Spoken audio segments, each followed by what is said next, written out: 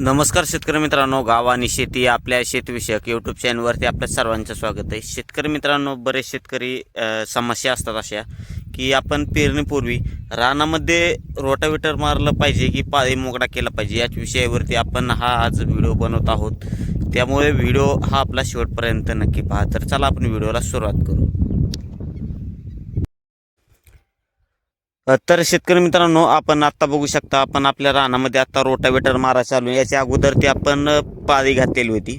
तर या दोन्हीमध्ये आपल्याला फरक कशा पद्धतीने आहे तुम्हाला सुरुवातीला दाखवतो. आता सुरुवातीला आपण ह्या जागेवरती बघू शकता पाळीचं रान आहे, आणि पाळीच्या रानामध्ये जी दसकाटा असतील किंवा रानाची जी लेवल आपल्याला पाहिजे असती, ती लेवल जी आहे ती योग्य पद्धतीने पडत नाही, की जेणेकरून आपल्याला पेरणीसाठी खूप अडचणी ह्या पाहायला मिळतात. त्यानंतर मोगड्याचा जर आपण विचार केला, मोगडा मारणी करते वेळेस, तर मोगडा मारणी वेळेस आपण काय होत असतं, तर पूर्णपणे रेगा पडतात, रान देखील लेवल होत नाही. आता ह्या जागेवरती काय जागेवरती आपण बघू ती म्हटलं तर आणखी जे तण आहे ते जसं तसं आहे, कारण की पाळीवरतून जर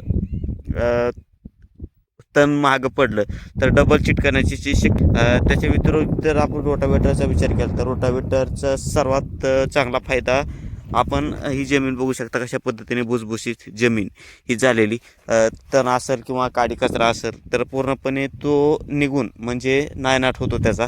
आणि याचे म्हणजे दुष्परिणाम देखील आहेत, नुकसान देखील आहे. नुकसान हे कशा पद्धतीने, तर पाऊस पडल्यानंतर रोटावेटर मारणं हे पूर्णपणे चुकीचं आहे, कारण की पाऊस पडल्यानंतर रोटावेटर जर मारला आपण तर आपल्याला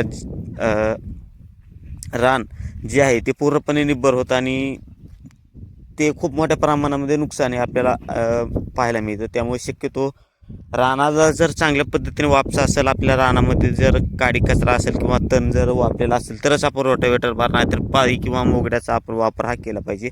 आपण ह्या प्लॉटमध्ये जी ज्वारीचे दसकट आपल्याला आहेत त्याच्यामुळे आपण जो तो मारायला आता चालू आहे. तर अशा पद्धतीने आपण नियोजन केलं तर आपल्याला फायदा त्याचा नक्कीच होईल. तर व्हिडिओ कसा वाटला, व्हिडिओ जर आवडला असेल तर व्हिडिओला आपल्या लाईक आणि यूट्यूब चॅनलला सबस्क्राईब नक्की करा. धन्यवाद.